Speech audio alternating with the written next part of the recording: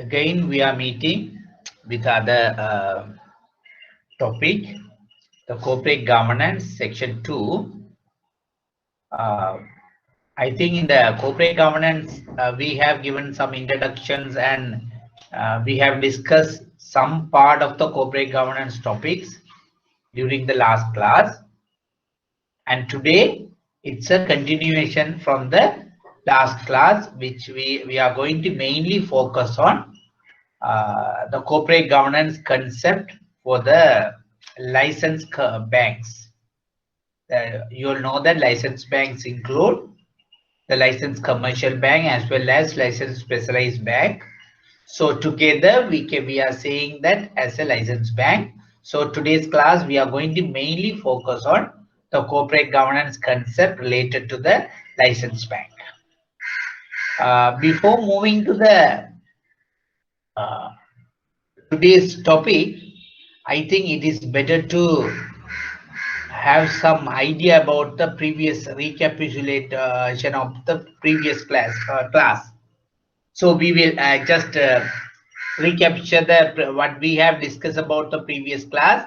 Then that will help you all to understand the today's discussion in a better way. In that way, I just wanted to say that in the last class we have started with some sort of overview.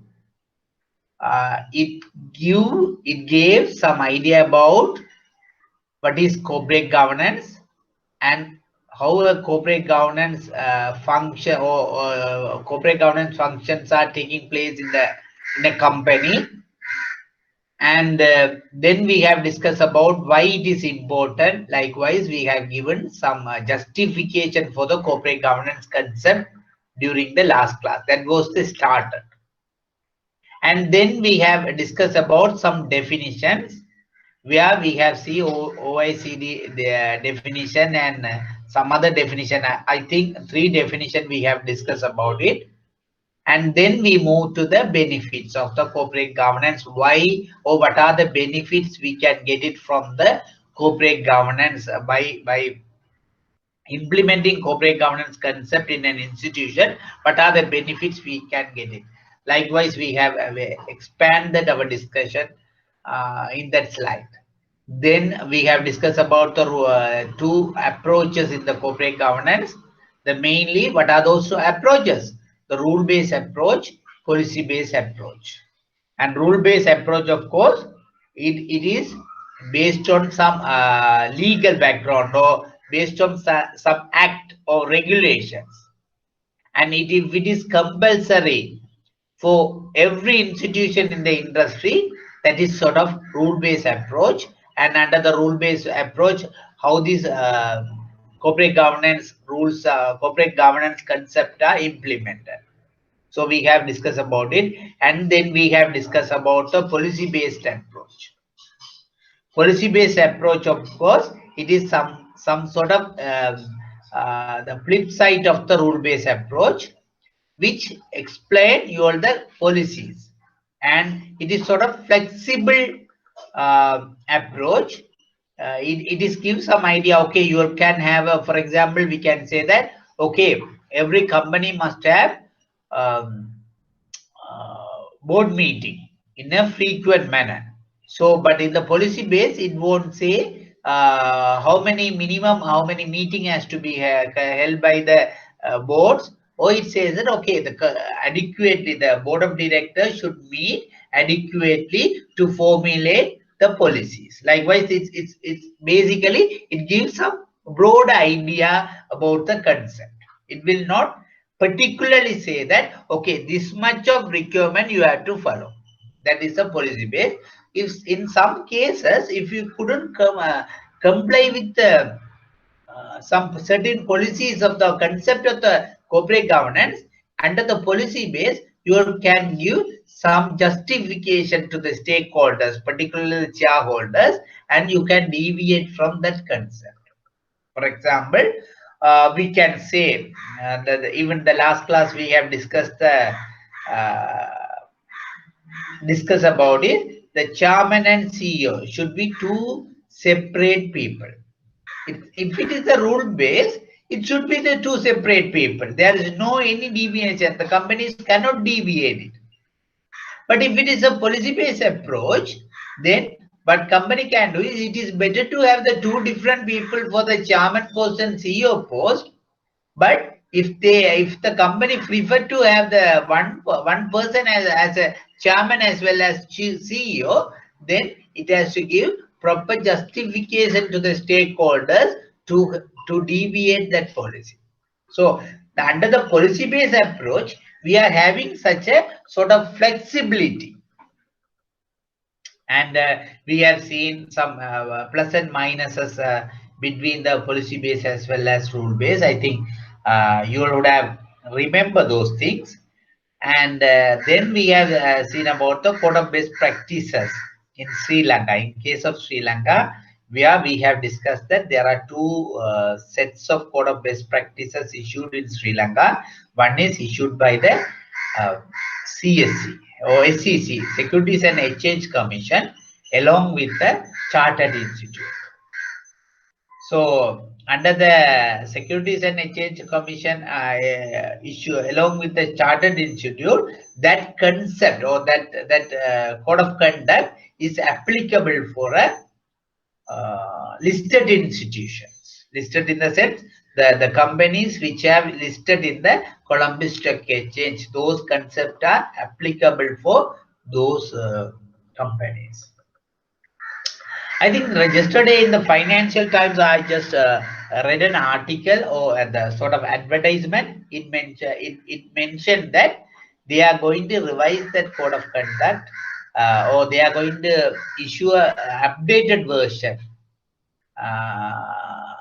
in the recent future, and they have released some sort of draft version or consultative paper to get the opinion of the stakeholders, where they have mentioned that it is compulsory for a listed companies, but voluntarily any company can adopt those best practices. That is the approach they are having. And then we have discussed about the board of the general concept about the board of directors and board's responsibility, balance board. And balance board, of course, what is the balance board? The board should have composition which maintain the balance between executive directors and non-executive directors, and it has to maintain the balance based on the experience, age, and likewise knowledge. Likewise, they should have every board should have maintained the balance. So that is we have studied, and I have mentioned you all in the last class. There are frequently in the past paper there are questions about the board balance or balance of board. So you are better to study those things in a careful manner. Sometimes it may help you all in the future as well.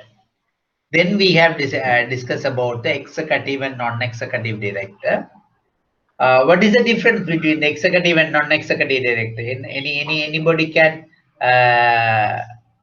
give the answer. What is the difference between the executive director and non-executive director? Any answer?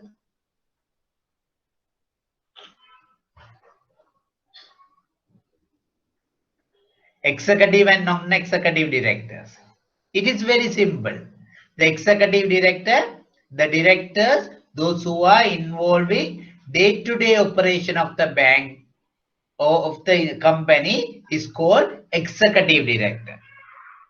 The non-executive director, a director who does not have involvement in the day-to-day operation of the company is called non-executive directors. Generally, CEO and DGM, AGM level officers are called executive directors generally. And non-executive directors, chairman and independent directors are called non-executive directors. They don't involve with the day-to-day operation of the bank, of the company.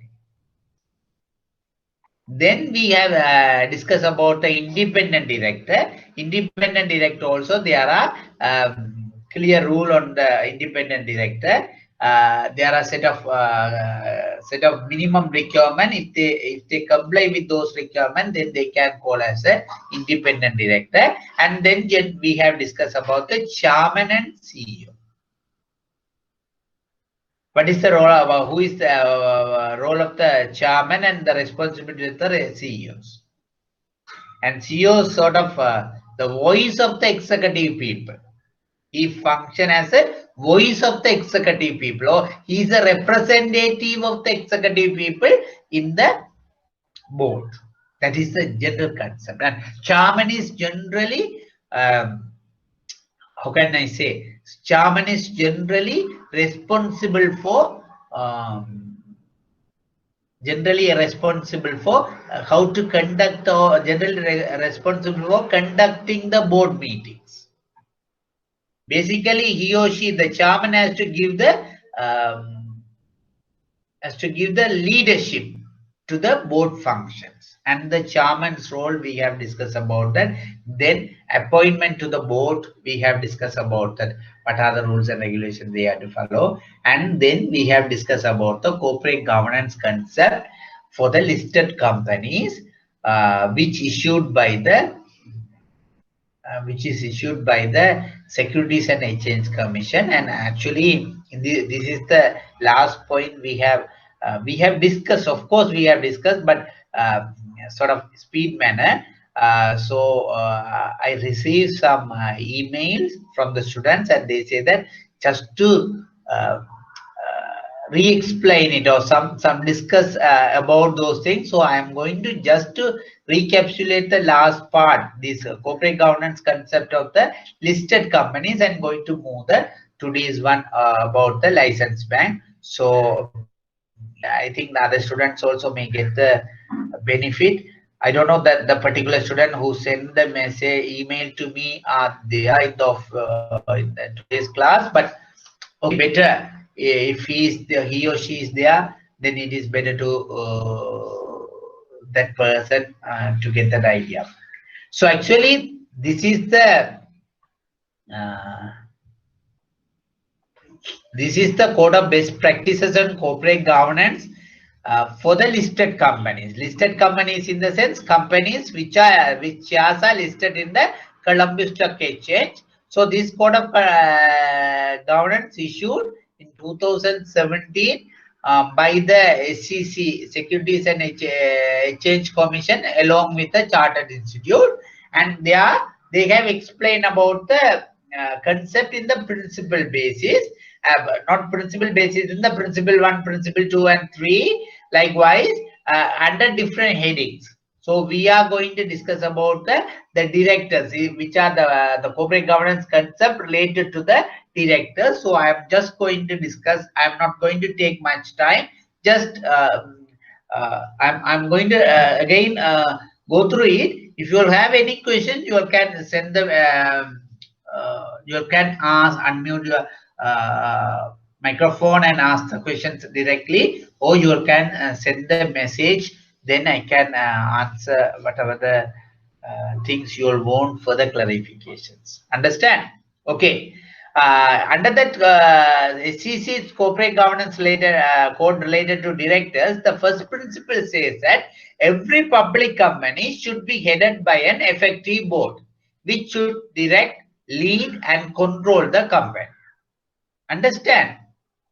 Because that is the basic concept. In any company, the company should be given the leader, should be direct, lead, and controlled by a board of directors. So every company, public company, should be headed by an effective board. The underlining the word is effective board. Okay.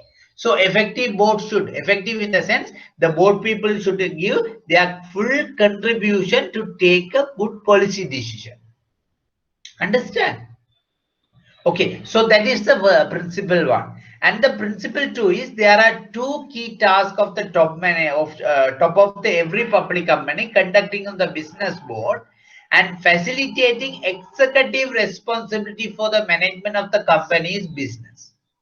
Okay, so they have to give conducting the business of the board. They have the 2 key tasks. Every board should have the two tasks. First is conducting of the business of the board and facilitating executive responsibility for the management of the company's business. Okay, then they say that there should be a clear division of responsibilities at the head of company, which will ensure the balance of power authority such that no one individual has unfettered powers of decision. It means because in the practically you can see in the several board why they have said this principle is because in the principally we can observe in the several boards a few people or one or two directors may dominate the board decision or may dominate the board discussions or board functions. But this principle says that there should be a balance of power and authority. And because that's what we have discussed, you would have remember that we have discussed that there should be a balance in the board, executive and non-executive director. There should be a balance. There should be a proper combination of independent directors. Why? Because independent observation, opinion has to be given for the decision-making power. That's what they say, the balance of power and authority should be maintained. And third one is the chairman's role in preserving good corporate governance is crucial. That is the third one. As a person responsible for running the board, the chairman should preserve order and facilitate the effective discharge of board function. The chairman has that role. He has to ensure that the board is functioning in an effective way. Okay, that is emphasized in the principle 3. And then in the principle 4 it says that the board should ensure the availability within it of those with sufficient financial knowledge to offer guidance on matters of finance. It specifically mentioned. They have said the board should have the availability within it those who have sufficient financial knowledge. Because any company, it may be service-oriented company, it may be production company, if a bank or any sort of business company, they have to, because the ultimate, what is the objective? Ultimate objective of the most of the companies, profit. Then there should be the director should have the financial knowledge, sufficient financial knowledge. So that is emphasized in the principle A4. And principle A5 it says that it is preferable for the board to have the balance of executive and non-executive director, which we have discussed already. I think I need not to explain much. They say that it is preferable for a board to have a balance of executive and non-executive director such that no individual or small group of individuals can dominate the board's decision making. Which always any corporate governance the good practices or concept or guidelines always care about it, always concern about it. So there should be a balance. And principle A6 mentioned that the board should be provided with timely information in a form and a quality appropriate to enable it to discharge its duty. I well remember that, which we have discussed the last class very well, because it is not reasonable to expect from the director, to take a decision without information. So the board should be provided a proper information, timely information to enable them to take their good decisions and to discharge its duties. And principle A7, there should be a formal and transparent procedures for the appointment of new directors to the board, which is also very important. There should be a transparency. Because the board of directors in the company, I have already discussed you all, what is the difference between the company and other business entities, entrepreneurship or partnership. Because in the entrepreneurship or partnership, the owners are running managing the institutions or business entity. But in the company's owners are somebody else's, and the company will be managed by somebody else's, because here the separate manager, the owners, or in the sense shareholders, they just put the capital and they will be silent on the day-to-day operations. But the management, where the company will be managed by the board. So then the board, if the board, then director should be appointed in a proper way. That's what it says, that there should be a formal and transparent procedure for the appointment of new directors to the board. Understand? And then we have again discuss about the we have then it says the principle 8.8 said all directors should be required to submit themselves a re-election at a regular intervals, at least once in 3 months, 3 years. Once a director comes, he can't be there forever. So once to ensure the sort of transparency, what they have to do is once in 3 years, at least once in 3 years, they have to give the resignations and has to for themselves to be re-elections. So the shareholders may decide whether to continue the director or go with the new director. And the board should be the next one. It says that board should be periodically appraised their own performance. Underline, the board should appraise their own performance in order to ensure that board responsibility are satisfactorily discharged. Okay, board is responsible for appraise the other company officers, other senior management performance. Then again, it says that it has to appraise, periodically appraise their own performance, whether they have discharged their responsibility in a satisfactory manner. And principle 8.10 is explaining that shareholders should be kept advised of relevant detail in respect of directors, because shareholders should be kept advised. And the last one, it says that board should be required at least annually to assess the performance of CEO, because CEO is the main person. So his performance should be annually reviewed by the board. So those are the things we have discussed, and I think then remuneration we have discussed about it, and I think this is a time since by considering the time, I just skipping this, because this is we have already discussed in the last class. If you will have any question, you all can answer. Otherwise, I can just move into the today's section. What about it? Do you all have any questions? Anybody, if you all wanted to ask anything, just ask.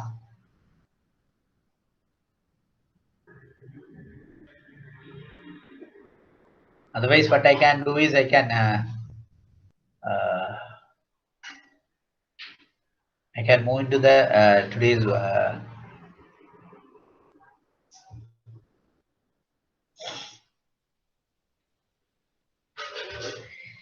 Any questions you all wanted to ask from me? You all can, as usual, you all can send the text message chat box. Through the chat box, you all can ask the questions if you all have anything, or even you all can ask the questions directly. Anything? Or otherwise, I'll move to the today's one. Okay, then we will move to the corporate governance for licensed banks in Sri Lanka issued by Central Bank of Sri Lanka. I have already explained to you all that there are two sets of corporate governance, the best practices of code of corporate governance guidelines are issued in Sri Lanka. One is issued by the SEC, which we have discussed so far. The other one is issued by the Central Bank of Sri Lanka, particularly the Bank Supervision Department of the Central Bank of Sri Lanka, for the licensed banks, which is sort of rule-based corporate governance. Each and every requirements are particularly and specifically mentioned. Okay, the bank has to mention these things, and it is compulsory. And this corporate governance concept is, and why I am saying this is sort of rule-based approach, because this corporate governance concept are governed by the Banking Act. Under the powers given by the Banking Act, Director Bank Supervision of the Central Bank issued this corporate governance concept. So it is mandatory, and all the licensed bank has to follow this corporate governance. Okay. There are 8 principles. We can even this direction has been issued in 2007, I think, and there are time to time there are amendments. And in 2019, they have issued the last amendment with related to the 2019 December, I think December 19 or something. They have issued the latest amendment to the corporate governance directions. So under those 2007 corporate governance direction, there are 8 principles. The first principle is the responsibility of the board. And the second one is the board's composition. The third one is criteria to assess the fitness and propriety of directors, fit and proper of directors, which we are saying the fit and proper of directors. I think in the 2019, I have mentioned you all that 2019, the central bank amended the corporate governance direction. Actually, they amended some criteria related to the fit and proper of the director. They have specifically mentioned the affidavits and formats, and everything has been given in that principle 3. And principle 4 mentioned that management function delegated by the board. And principle 5 about the chairman and chief executive officers and their functions and all. And then principle 6 about the board appointed committees. And then one before the last, it's the principle 7, it mentioned about the related party transaction, and the principle 8 about the disclosures.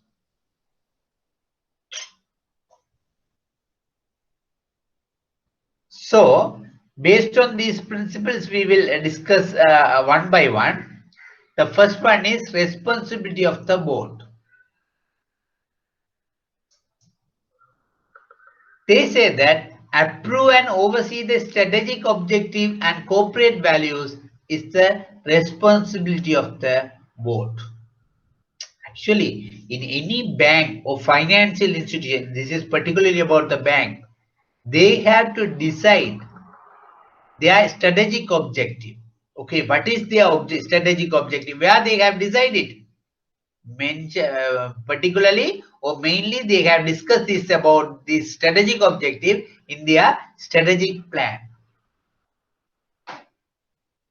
The most of the banks, or even particularly the large banks, may have the strategic plan for their future operations. Generally, the strategic plans are prepared for 3 to 5 years period. So they will decide, okay, in the during the next 3 to 5 years period, what would be our objective, or where we are heading, and they will decide their strategic objectives and corporate value, and then they will time to time or periodically they have to oversee. In the sense they have to oversight whether the strategic objective are implemented by the or achieved by the manager, the day-to-day operations. So the first responsibility of the board is approve and oversee the strategic objective and corporate values. The second one is they approve the overall business strategy, including overall risk policy, which we have discussed even in the risk management section.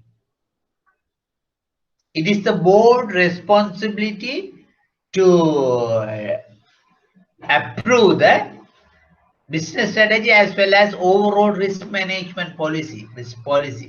Where I have mentioned that they have to decide risk appetite level and risk tolerance level. So based on the risk appetite and risk tolerance level, they have to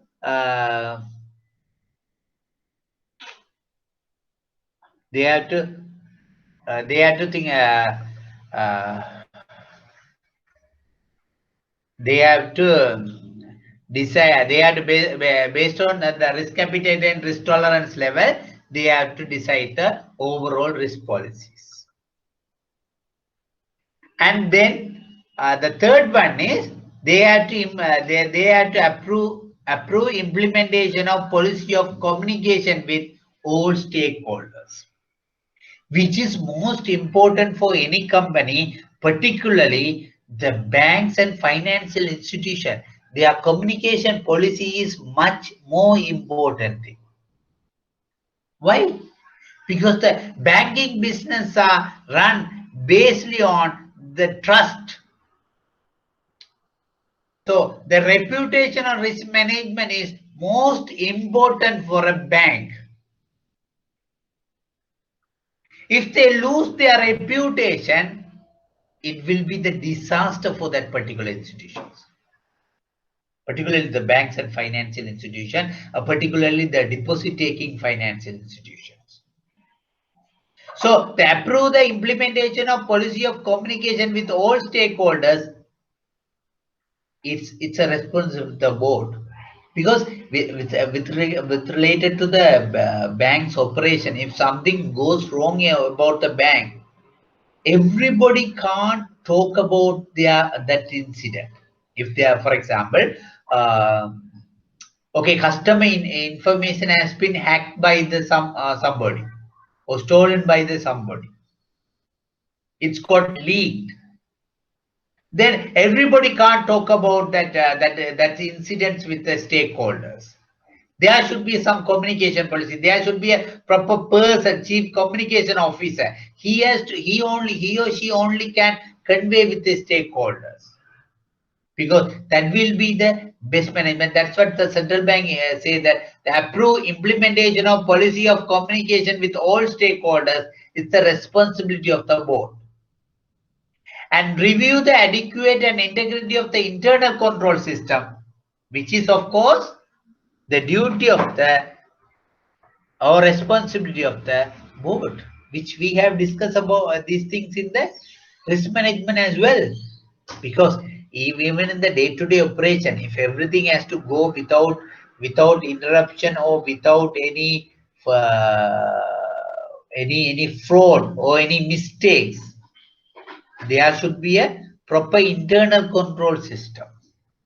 So, and there should be a proper internal control system policies, and that there should be a review and adequacy of the internal control system. It's the responsibility of the board of directors. They should review. Actually, how they are reviewing, which we have discussed already.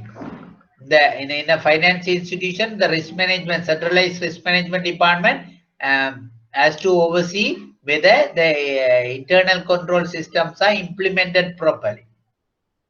They have to help to the business unit to implement the internal control system. But the implementing internal control system is the responsibility of the home. Who is responsible for implementing the internal control system? The day-to-day business operation. It's a business unit. They have to implement. And the risk management, centralized risk management department will oversee whether they have properly implemented. And then internal auditor, as the third line of defense, he will give assurance that the internal control system are properly implemented in the particular banks and financial institutions. So once they give the reports, based on these reports, the business unit report and centralized risk management report as well as internal auditor report, the review the adequacy and integrity of the internal control system is the responsibility of the board. Understand? and identify and designate the key management personnel, also the responsibility of the board. They have to decide, they have to identify and designate at the, okay, he's the DGM credit, he's the DGM operation, he's the DGM IT, information technology. Likewise, they have to identify chief risk officer, chief compliance officer, chief operating officer. They have to identify and designate the key management personnel. And already we have seen that the succession and all, they had to first it says that identifying and designate the key management personnel is the responsibilities of the board. And other one is periodically assess the effectiveness of the board of directors' own governance is also their responsibility. They have to their own governance effectiveness they have to assess. And ensure the availability of succession plan for key management personnel. This is what I have already mentioned you all.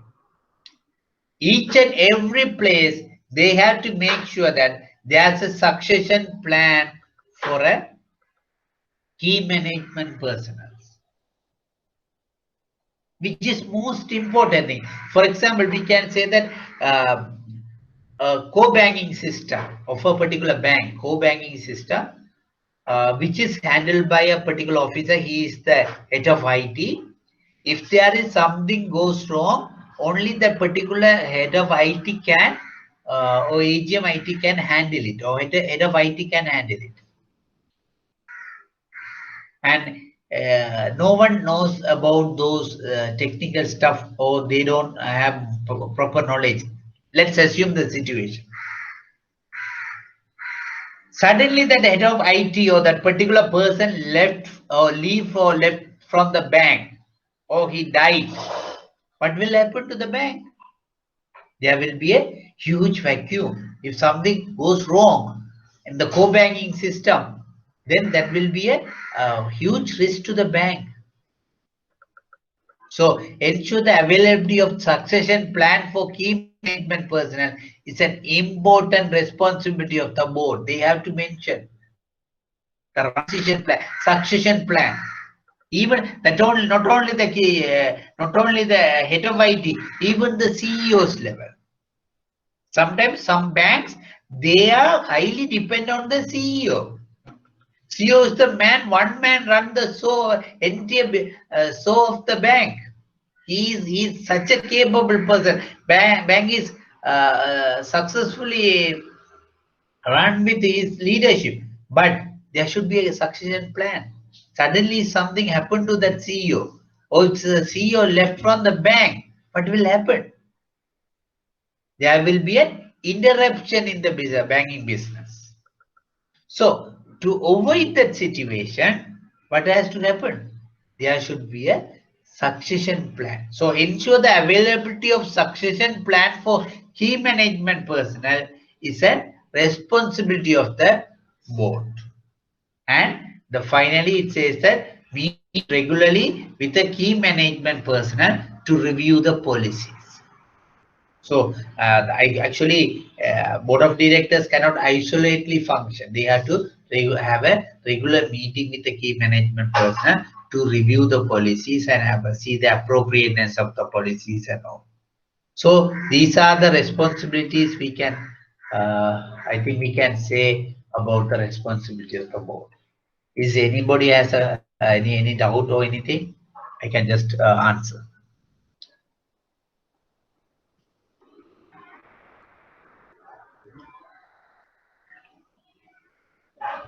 Actually, I expect some questions from you all or some feedback. Okay. Then we can move to the next one, the board's composition, which we have discussed already.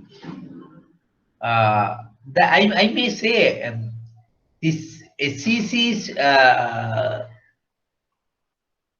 SEC, Securities and Exchange Commission's code of conduct for corporate governance is sort of principle based. But in the central bank's code of conduct for corporate governance is sort of rule based.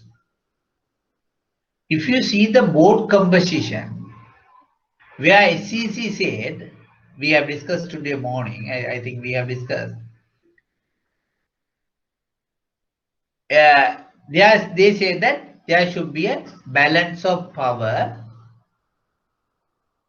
and the board should be have a board should combine, or composition of the board should be in a manner one group should not dominate the board meeting. It says some sort of principle base. But here, the central bank direction, the code of conduct, it's clear. It's clearly says that the number of the everything in sort of rule base. The number of directors shall not be less than 7 and not more than 30. It's clear. There is no ambiguity, and it is sort of rule based, and everybody has to follow it. Every bank, everybody in the sense, every bank has to follow it. Actually, for the bank, of course, it's I'm not comparing the SEC with the central bank but the bank one is easy because it's sort of same business, sort of same type of institution or similar institution. So they are just issuing that particular rule base because it's easy. But for the SEC one, of course, they are diversification, greatly diversified companies. Some are very small companies, some are large companies, conglomerates, and different type of business, service, production, and trading. So finance business, insurance business. So it's very difficult. So that's what they just suggest the principle base. But for the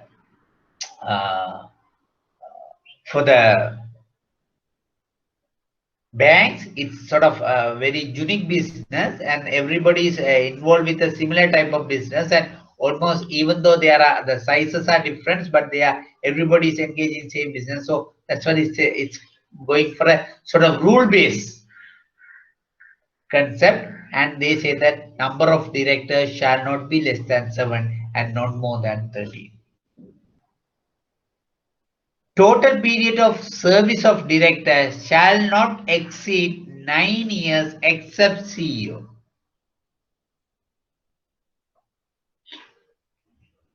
It says that the maximum they have not. I think they does not mention these rules in the SEC. Here it says that the maximum number of years for a director, it's a 9 years except CEO. Executive directors shall not exceed 1/3 of the number of directors. It's clearly says that that direction say that the code of conduct says that there should be a balance between the executive and non-executive. But it's here it says that executive directors shall not exceed 1/3 of the director. For example, if we take the total number of directors are 9, then executive directors can be maximum 3. That's how clear cut. And it says that the board shall have at least 3 independent non-executive directors or 1/3 of the total directors, whichever higher. So it says that the board shall have at least 3 independent non-executive directors. Normally, independent directors are non-executive directors. This is you are clear now, which we have already discussed.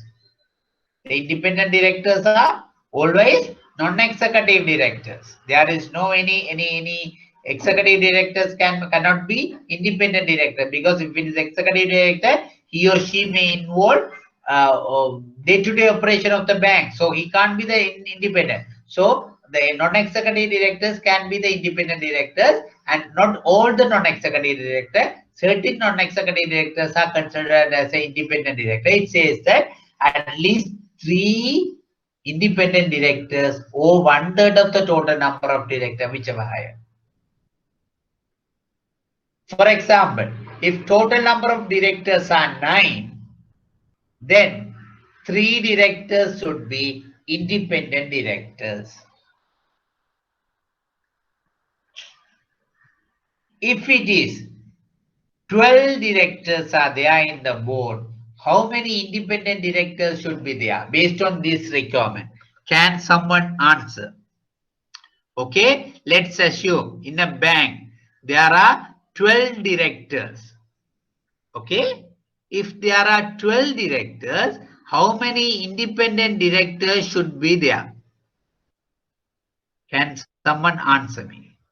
Exactly, there should be 4 directors because at least 3 or 1/3 of the total number, whichever higher. So 4 directors should be an independent director.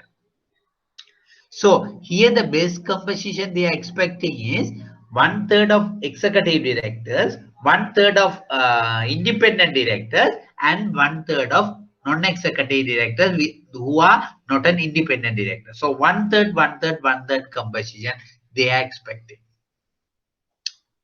So here in the banks, the central bank direction for the banks, the corporate governance guidelines are clearly says that okay, 1/3, 1/3, 1/3. That's all. And the next one is all directors appointed to fill a casual vacancy shall be subject to election by shareholders. What does it mean? For example, uh, if a director left from the particular bank during the year, and then the new person has been appointed as a director. But they said even though new person has been appointed as a director before the annual general meeting or something, but he is subject to the election by the shareholders. So when the elections will be there, generally it is the annual general meeting.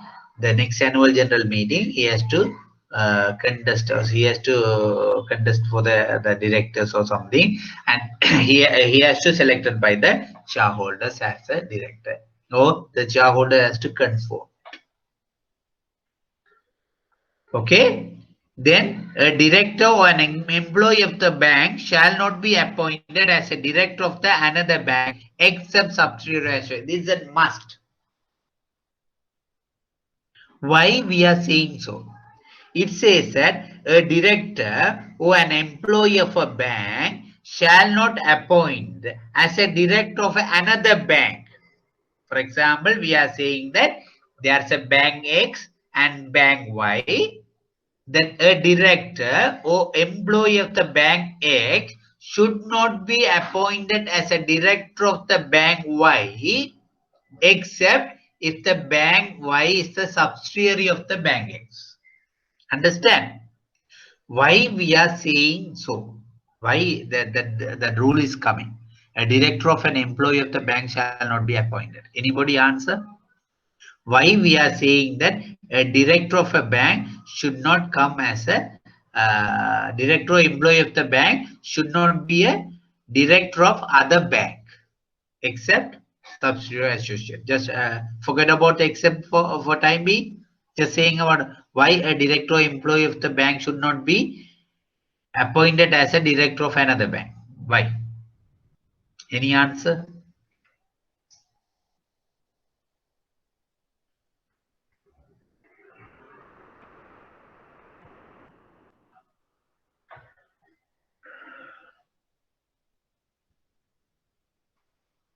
Yes, exactly. The meaning is because there will be a conflict of interest. For example, if a director, he or she appoint a director of another bank, what will happen? He may share this bank secret to other banks, or he may share the other bank secret to this bank. There will be a conflict of interest. he's a the employee of the credit department employee, and he has been a DGM or AGM. He has been appointed as a director of other bank. Then what will happen is he may pass that information to other banks, so other banks customers can be bring to this bank. So there will be a conflict of interest. So to avoid the conflict of interest, they say that okay, a director and employee of the bank shall not be appointed as a director of the another bank except subsidiary of the associate, because if it is a subsidiary or associate, then actually the conflict of interest situations maybe very less. Understand? Anything you will want to ask before moving to other section about the independent director? Do you have any questions? You can ask.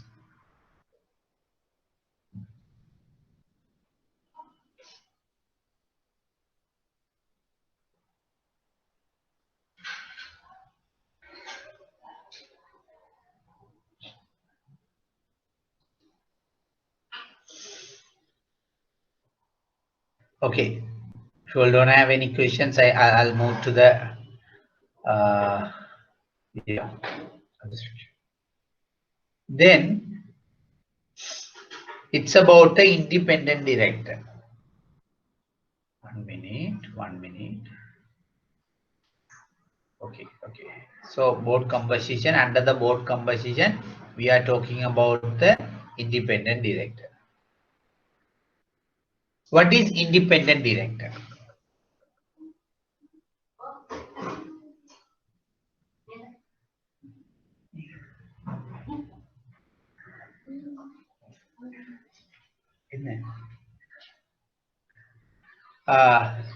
Here they say that independent director. They are defining what is independent director. They say that I have already mentioned that always an independent director should be a non-executive director. That is, you all are clear now? Okay. But every non-executive director cannot be considered as an independent director. Okay. So if he wanted to consider as an independent director, he or she should have some criteria, should have to meet some criteria. They say that an non-executive director shall not be considered as an independent director if he or she has direct or indirect shareholding of more than 1% of the bank, then he cannot be considered as an independent director. Understand?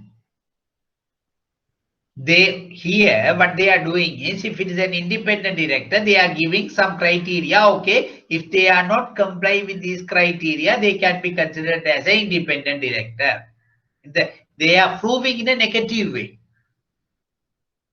They say that if a particular director has a direct or indirect shareholding of more than 1%, then he cannot be considered as an independent director. It means the person should not have more than 1% shareholding in the bank.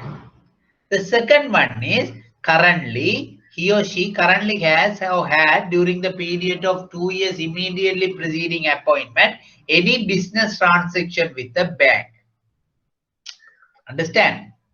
They say that if it is a director, he should not have any business transaction with a bank, or during the last 2 years period, he should not have any transaction with the bank, then he can be considered as an independent director. Okay? First one is, should not have more than 1% shareholding. Second one is, currently or immediately preceding 2 years period, he should not have business transaction with the bank. Then third one is, if he or she has been employed by the bank during the period of 2 years immediately preceding the appointment as a director, he cannot be considered as an independent director. Understand?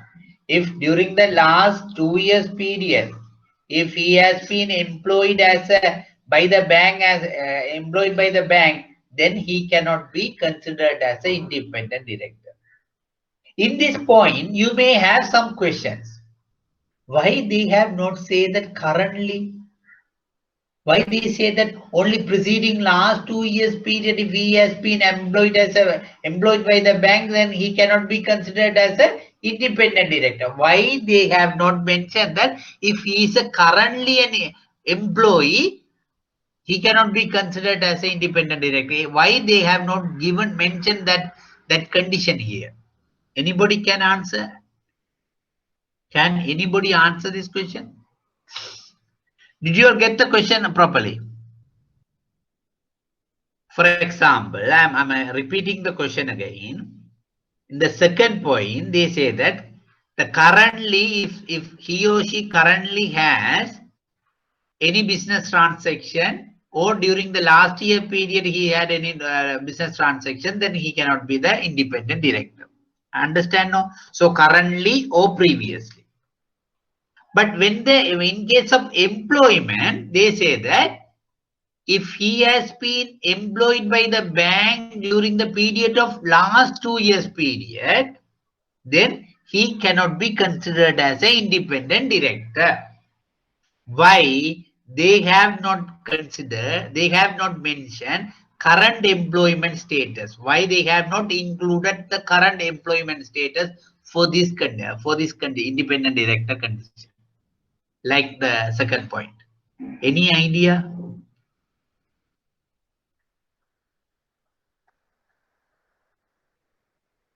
Any idea about it?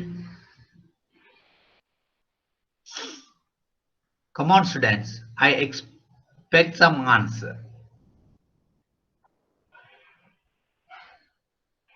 Yes, it's simple.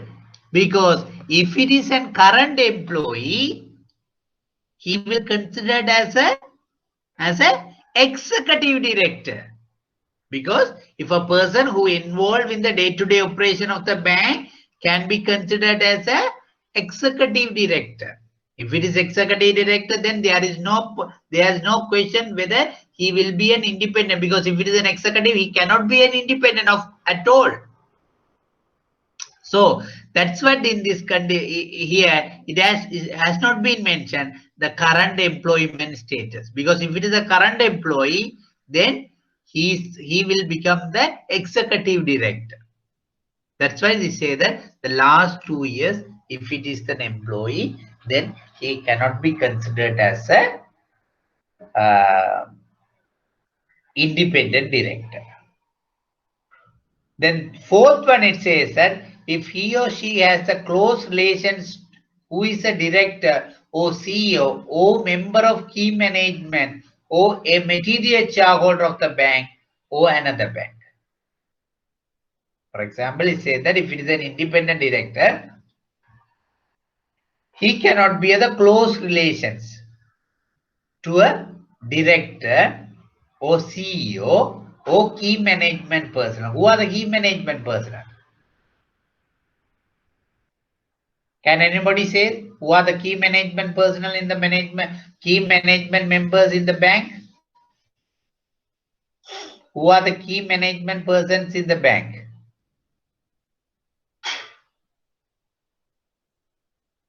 One or two examples at least. Okay, we will discuss.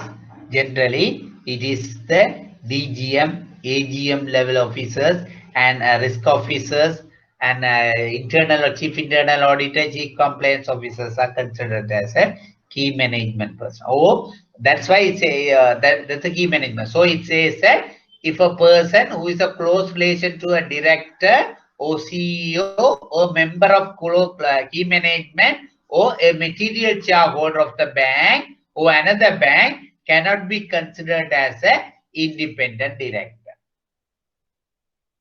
The next one is represent a specific stakeholder of the bank.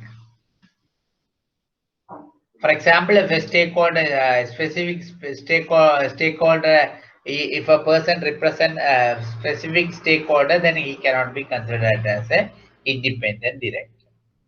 And finally, it says that if he or she is an employer or director or material shareholder in a company or business organization which has the material transaction with the bank, then he cannot be considered as an independent director. So here, the independent directorship is it's considered in very stringent manner. Very stringent manner. under this corporate governance conduct direction. So the first one is he should not be more than 1% in shareholding, and he should not be currently or preceding last 2 years. He should not have business transaction with the bank. And it says that during the period, last 2 years period, he should not be an employee of the bank. And then they say that close relationship of the CEO, director, key management personnel, or material shareholder of the bank or another bank cannot be considered as a independent director.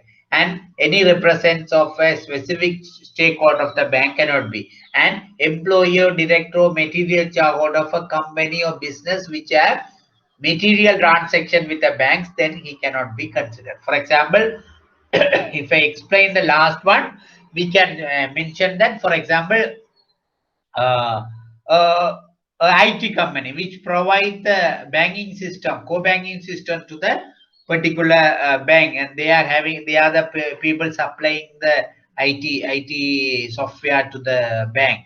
Then the particular IT company employee or director or material shareholder, if that particular those people are coming as a director, then they cannot be considered as an independent director.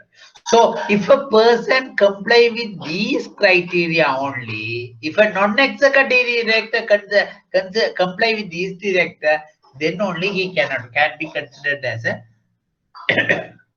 independent director. Understand? This is somewhat uh, difficult to understand. I think you would have understand it. The independent director. Any questions you all wanted to ask from me?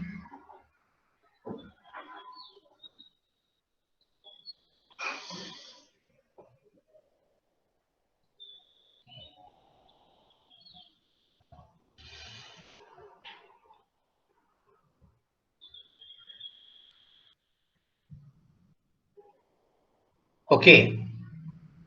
Then I'll move to the next one. Assess the fit and proper of a director. This is most important. If a company, production-based company or trading-based company or any company, generally the shareholders or any generally a person can come as a director. There is no much criteria, but to become a director in a bank is very he or she has to comply with or fulfill several criteria, and they have to get the once a bank appoint as a director, they have to get the approval from the central bank, particularly the director bank supervision, to appoint that particular person as a director in a bank. So doing that process is called fit and proper check of the director. Assess the fit and property of the director. So without what happening is generally if a person appointed as a if a bank decided to appoint a person as a director, before appointing as a director, what will happen is they will before 15 days or something, they have to have sent the this affidavit. They are mentioning their qualifications and all sort of information. I think I told you in 2019 central bank amend the code of corporate governance direction. In the direction they have given a prescribed format, which format you will have to give all the information about to assess the fit and proper of a director. So they have to directors, they have to fill those information as to send to the director bank supervision before get appointed as a director, and director bank supervision will assess that, and if he or the bank supervision department satisfied, then they will grant the approval to appoint that such a person as a director.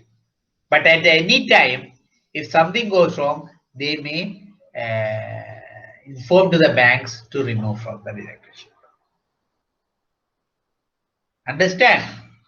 So it says that the person proposed to be appointed or elected or nominated as a director of a licensed bank shall submit the affidavit before such person is appointed to the designated post of a licensed bank. The purpose of obtaining affidavit of directors of a licensed bank is to enable the bank supervision department to assess their fit and proper in terms of provision of the Banking Act. What are the things they are checking? First, they will check. For example, I'll give two things I gave here. The age of the person who serve as a director shall not exceed 70 years. A person shall not hold office as a director for more than 20 companies or entities, inclusive of subsidiaries and associate of the bank. Because banks say that the person should not be more than 70. And they say that if a person is a director of a company, more than 20 companies, then he cannot be the director of a bank. Because why they are saying it? Because if a person is director of more than 20 companies, then he or she cannot give more attention to the business of the particular bank's board activities. That may be a rationale. So they will check like that, like this way, they may check several things and they assess and they will inform to the bank, okay, if the person, particular director, no, proposed director is satisfied those conditions. These are just sample conditions. There are several other criteria. If these are satisfied, then the central bank or bank supervision department will inform to the bank, okay, you can. That is called about the assess of fit and proper of director. And fit and property of the key management shall also be assessed at the following circumstances. I say that for the not only the director, key management persons also, they can criteria. They can assess the criteria. First one is when they're currently in the office, when he is working in the office, the period, then they can assess the fit and proper of the key management person. At the time of appointment as a permanent or contract basis, at the time of appointing as a person, for example, chief risk officer is going to be appointed, then at the time of appointment, at the time of renewal employment contract, then that time they can send for a fitter professors. And then at any time where there are supervisory concern in respect of any officer as may be determined by the director of bank supervision department, then at that time also they can just check the fit and proper of the bank. So you will have to understand that the fit and proper is applicable not only for the directors, it is applicable for the key management persons of the bank as well. That's the message of this slide. And there are some criteria where they are appointed first at the time of appointment, at the time of renewal, at the time where he is in the current office, or if there is any supervisory concern, then at that time, okay, they will just say that to assess the fit and proper. Any questions you will want to ask? Actually, this is, I am just talking to you all, and I wanted to get the feedback. If you have any questions or any doubt or any comments, you can send them through. If you have the hesitation to ask through microphones, then you can send the questions through the chat box.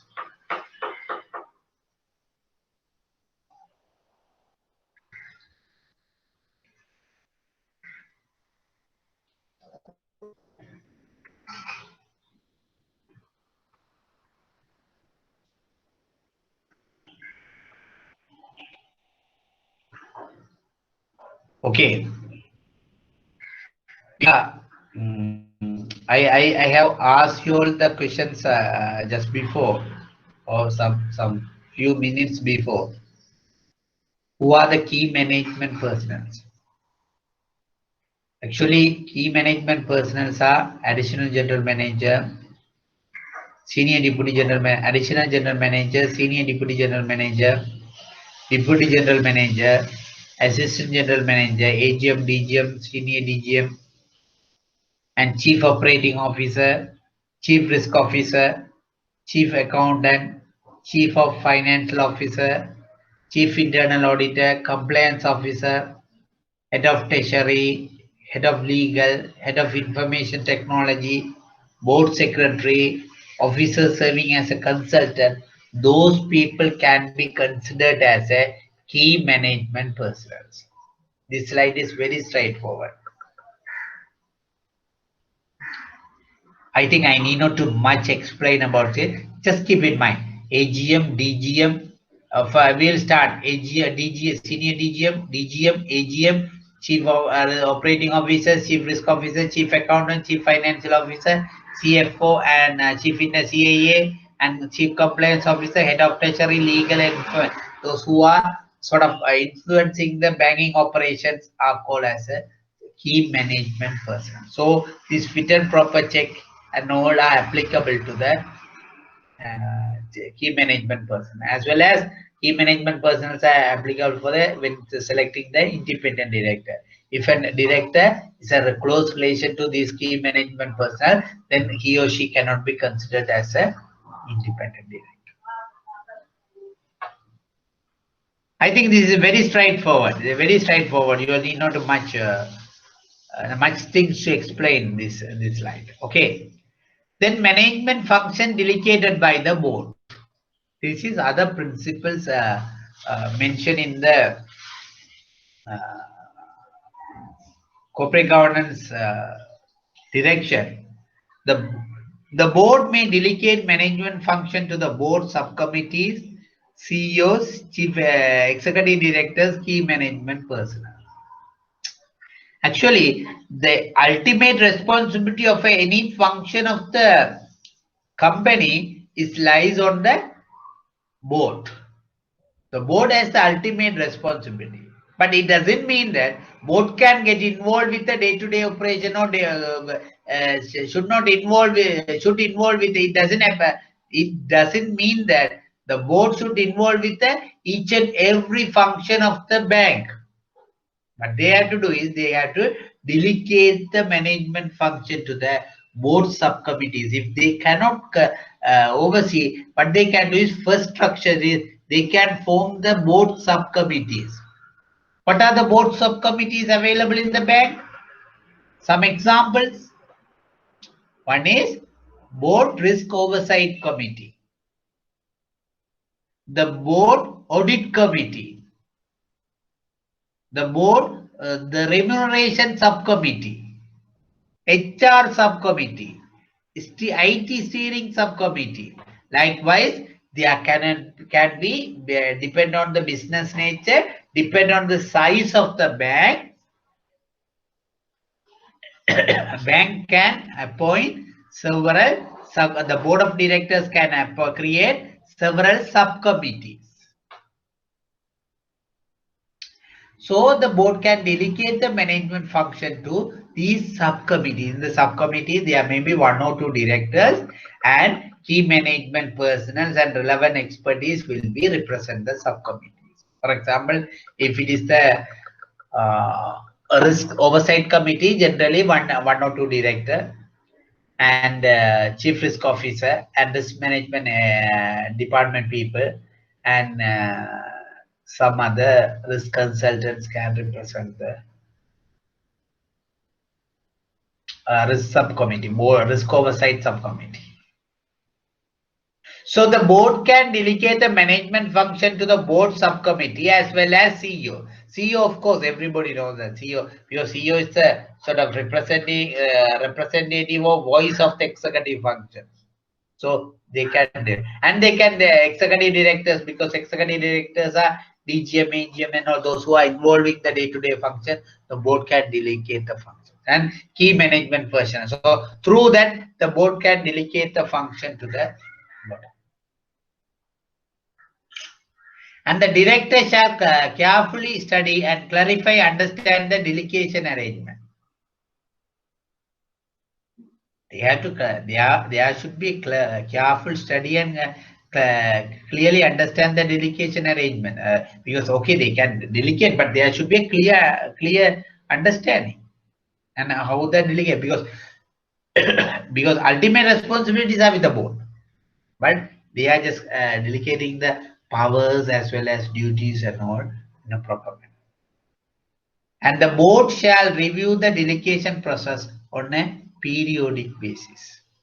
Okay, once they delegate the management functions, they can't just okay, we have delegated and okay, whatever you all want, do it. Then they can't keep it like that.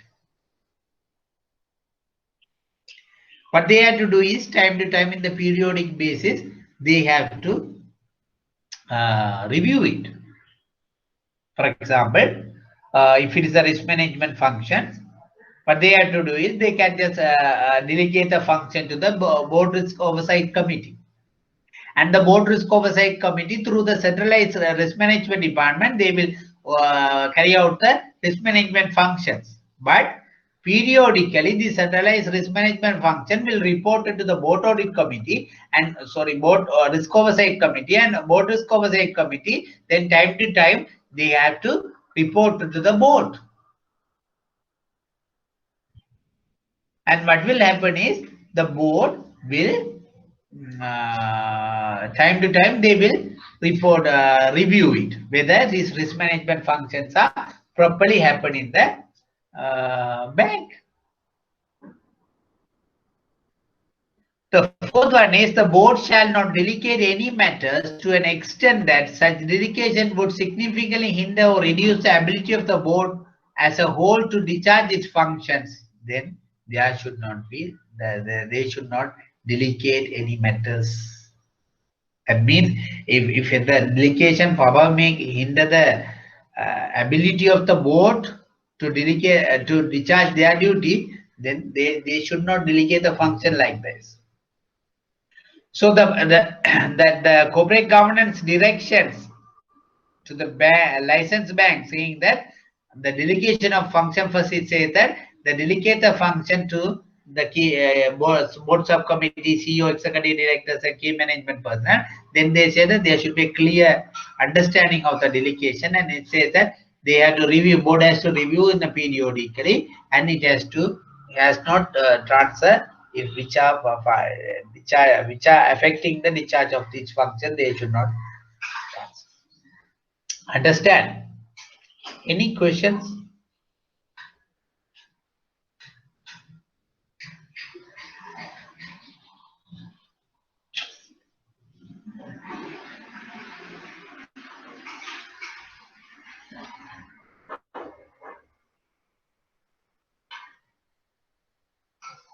Any? Okay. Other one is this is also other principle, even which we have already discussed several times. The chairman and CEO or chief executive officer, CEO. The role of the chairman and CEO shall be separate and shall not be performed by the same individual. It clearly says that. What does it mean? Because there should be two different people for the chairman as well as CEO. Because the chairman post is for sort of non-executive function, but CEO is sort of representing the executive function. There should be two separate people.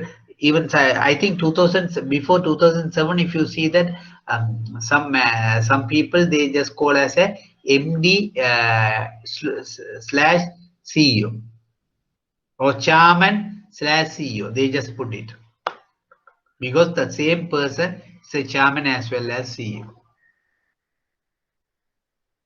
But after these 2007 directions, now every bank, the chairman is different from the CEO. Chairman is sort of representing the non-executive director functions, and CEO the executive function.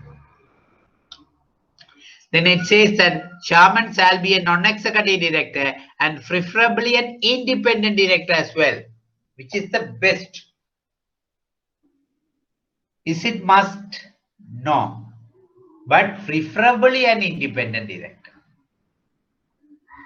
So chairman shall be a non-executive director and preferably an independent director.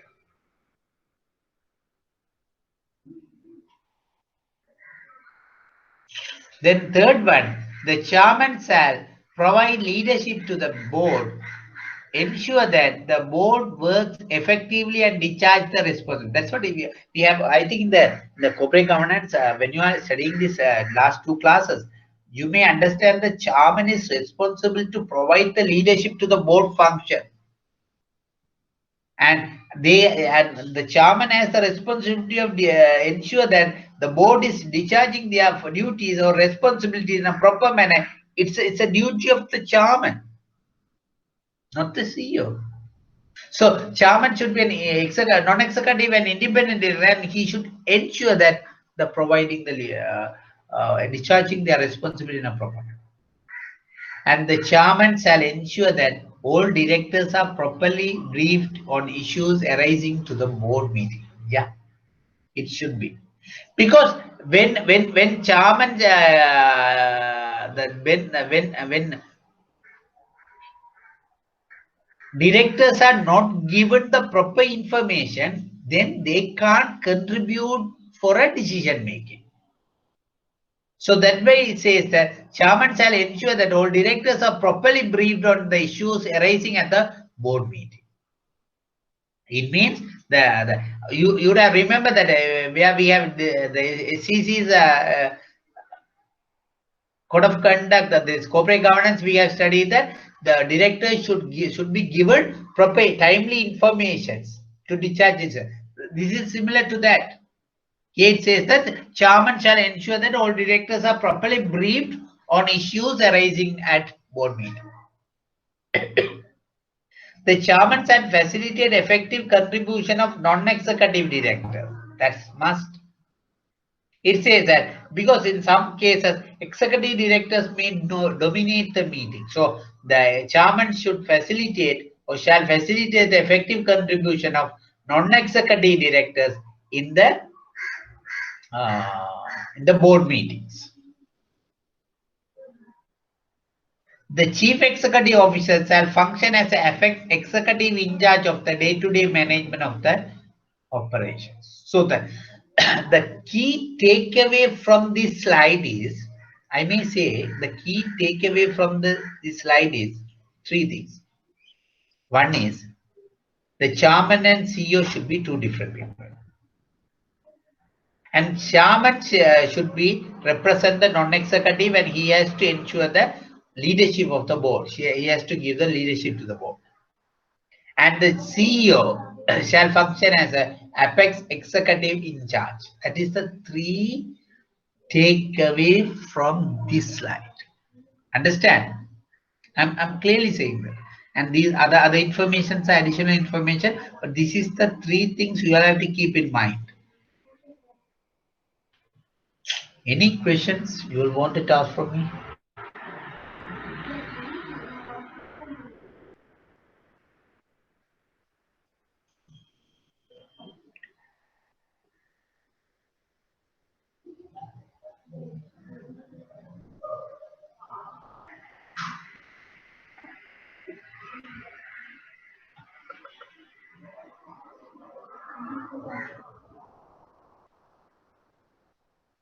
Okay.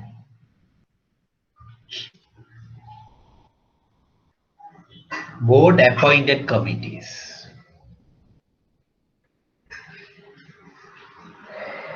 As per the central bank direction on corporate governance, it says that there should be each bank shall have at least, you have to keep in mind, at least 4 board committees, sub-board committees as set out below. First one is audit committee. Second one is human resource and remuneration committee. Third one is nomination committee. The fourth one is integrated risk management committee. Understand? Audit committee, the human resource committee, nomination committee, and Integrated Risk Management Committee. Each committee shall report directly to the board. Because these are basically, as I mentioned already, these are basically audit subcommittee, and 1 or 2 directors will be in the committee along with the other people, officers, and they should have the ability or authority or power to directly report to the board. And a report of the performance of each committee at the annual general meeting should be reviewed. Because that's what it's the duty of the board as well. We have mentioned that the performance of each committee has to be mentioned in the annual general meeting or discuss in the annual general meeting.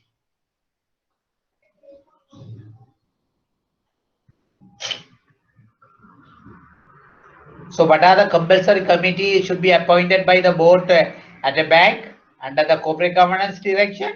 There are 4: audit committee, human resources committee, nomination committee, integrated risk management committee. Now we are going to see one by one. The audit committee. Chairman of the committee shall be an independent non-executive director. It's clearly says. Because to avoid the conflict of interest, they say that the chairman of the audit committee should be an independent director as an independent non-executive director.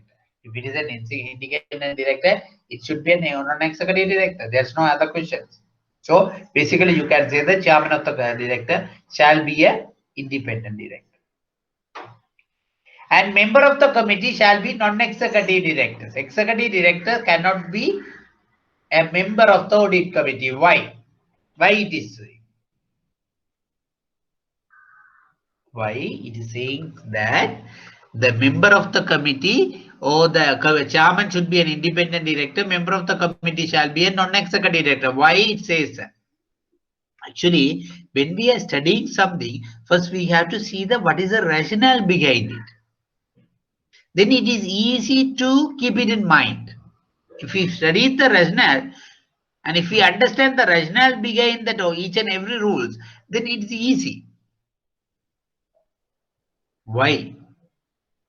Any answers? Any guessing?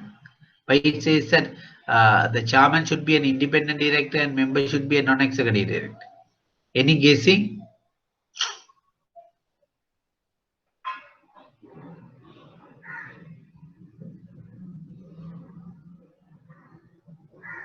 Because if it is an executive director, if an executive director represents the audit committee, and if the chief internal auditor raise any concern about related to that person's area, for example, the DGM credit or DGM treasury operations, a member of the he is a director, executive director, and he is a member of audit committee, and chief internal auditor found a material mistake in the treasury operation and it is taken to the audit committee meeting.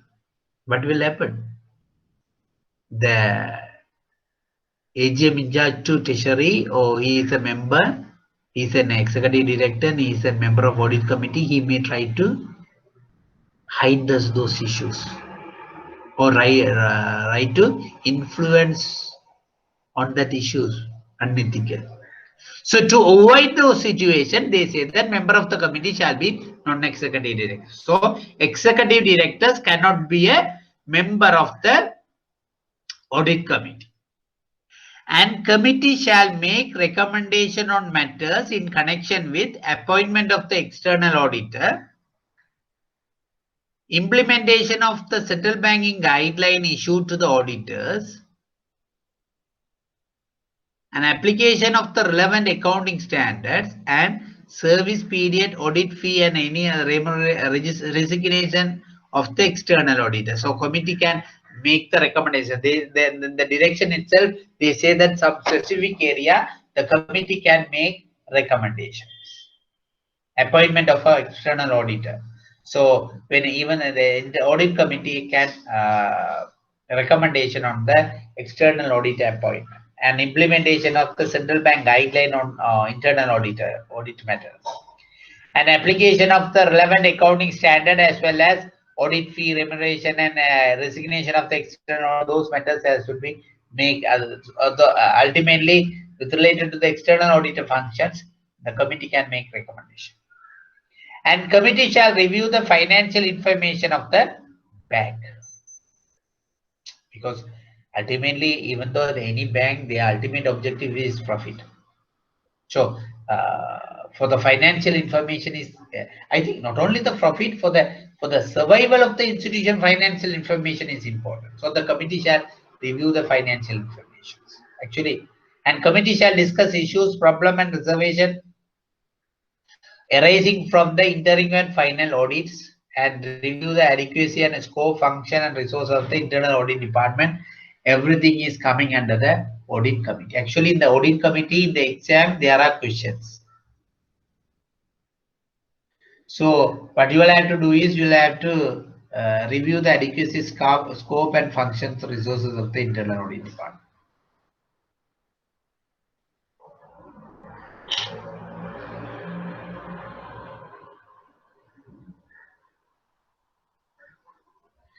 Human Resources and Remuneration Committee, which is the second committee which has been mentioned in the direction. There are 4 functions related to that are mentioned here. First one is determine the remuneration policy relating to director, CEO and key management. Remuneration policy is the same, giving some salaries and remunerations and everything are handled by this human resources and remuneration policy. And so determine the remuneration policy relating to director, CEO and key manager. Actually, this is an important. Why the central bank is concerned about it is because, or they have mentioned in the corporate governance direction is because determine the remuneration director, CEOs and key management is important. You know, in the not only Sri Lanka, in the foreign countries, the CEOs and key management personnel are getting huge salaries, bonus and all.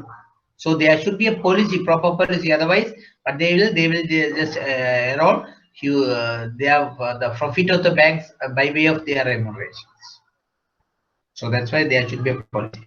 And set goals, target for directors, CEOs and key management is their committees for a moment, and evaluate the performance of the CEO and key management and determine the basis for revising remuneration and all has to be mentioned in the it's a duty of the Human Resources and Remuneration Committee. And finally, the CEO shall be present at the meeting of the committee except matters relating to CEO are being discussed. What they are doing actually, what it mentioned is the CEO can participate or present all the meeting except if CEO's remunerations or any matters relating to CEO is arises, he has to abstain from the meeting. Next one is nomination committee. Nomination committee is generally, if you will keep an understanding, the nomination committee, the committee shall implement a procedure to select, appoint,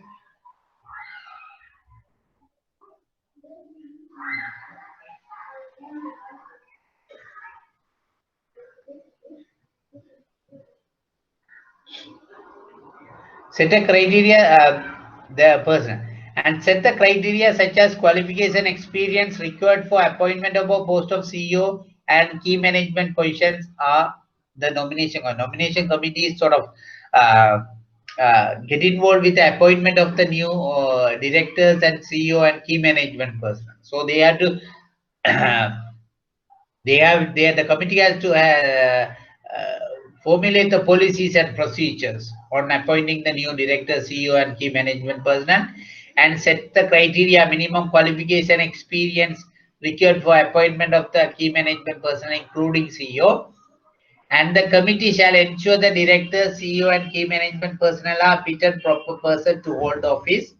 Actually, before sending to the central bank, they have to send it to the, they have to ensure that this committee have to ensure that these persons are proper persons and fit and proper, and the committee shall be chaired by the independent director, preferably be constituted with a majority of independent director. They again it says that it should be a majority of the committee members should be an independent director. Because why they are saying, then there should be an independency will be maintained. Otherwise, the CEOs and key management personnel may involve or unethically. That may be the reason that the key management persons are the nomination committee. The committee shall be chaired by independent director and preferably constituted with a majority of independent directors.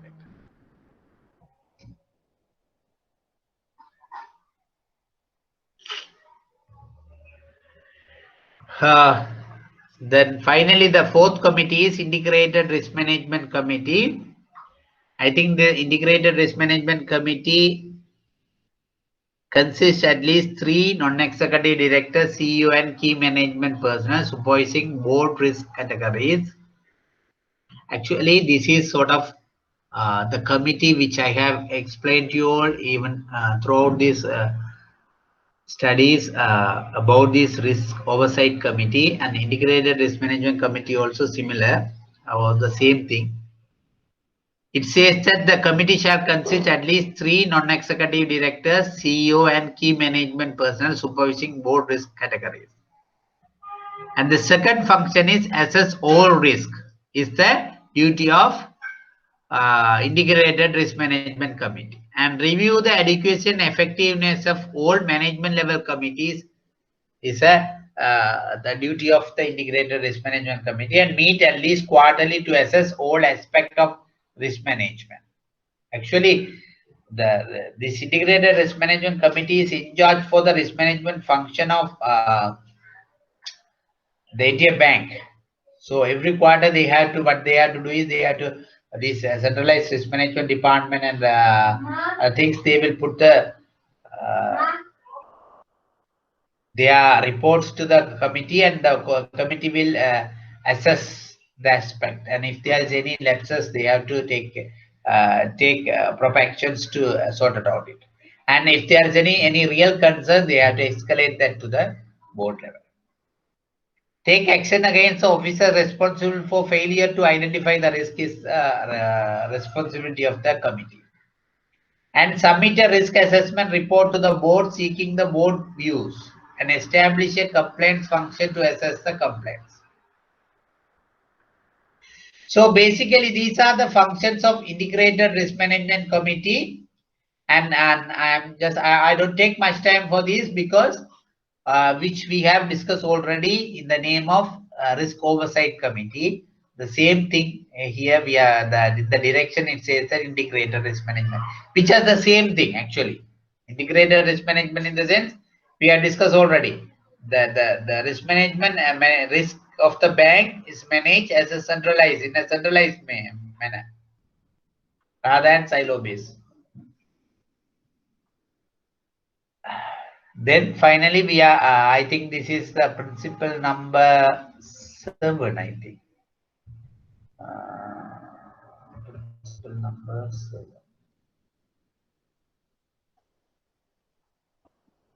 Board appointment, no, board appointment committee, and disclosure is the principle number 8.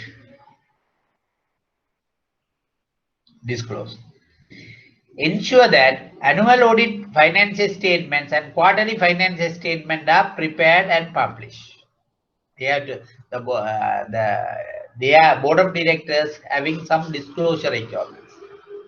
So the corporate governance direction says that ensure that annual audited financial statement and quarterly financial statement are prepared and published. A report by the board on the bank's internal control mechanism should be disclosed. And detail of the directors, including names, fit and proper transaction with the bank, and total fees and remunerations are paid. The report setting out detail of the compliance and prudential requirement, regulations and laws.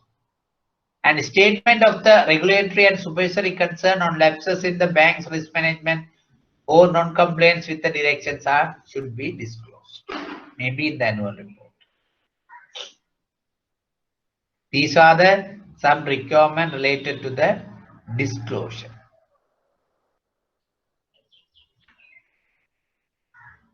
And finally, so far we have discussed about the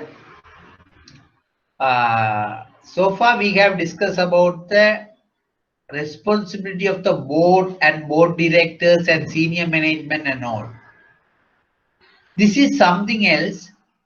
This is not related to the corporate governance direction of the central bank. This is some the final idea about the corporate governance, because under the corporate governance, even SEC rule, the shareholders have some responsibilities, because most of the people are thinking that the corporate governance is the sole responsibility of the board of directors and key management personnel.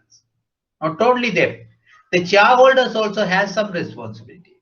The first one is have a right to examine the records and financial statements. Shareholders has that right. And entitled to vote at the general meeting. These are sort of their rights, and elect the directors at the general meeting, decide on fundamental changes on the complex and example managers, and can make proposal on the company's matter. These are the shareholders' role in the company, and these are involving as a sort of a part of the corporate governance. So they can check, examine the record of the financial statement. They can entitle to vote the general meeting, and they can elect the directors at the general meeting. Actually, when they elect, they have to elect in a responsible manner, and decide the fundamental changes in companies.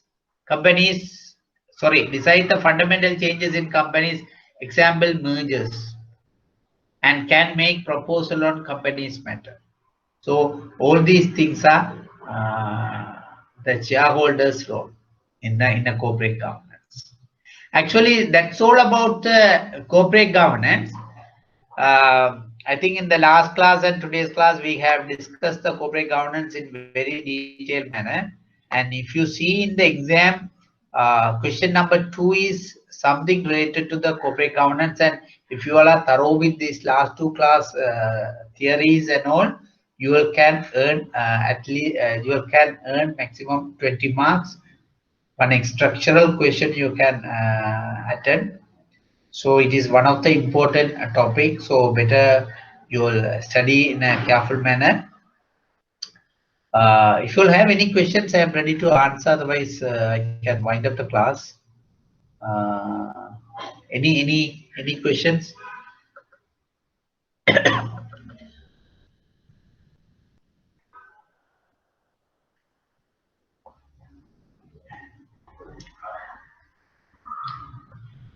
I think we are having one more class. The next class, we may has to wind up the this semester. So conclude this semester. So what I'm planning is to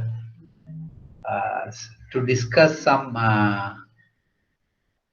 papers and basically concentrate on the corporate governance as well as some other questions, and with that I can finish this the next class, and this semester. We'll see. If you have any doubt, you can ask or send the mail, then I can clarify it. Okay. If you don't have any questions, I can just stop this class. Okay. Bye.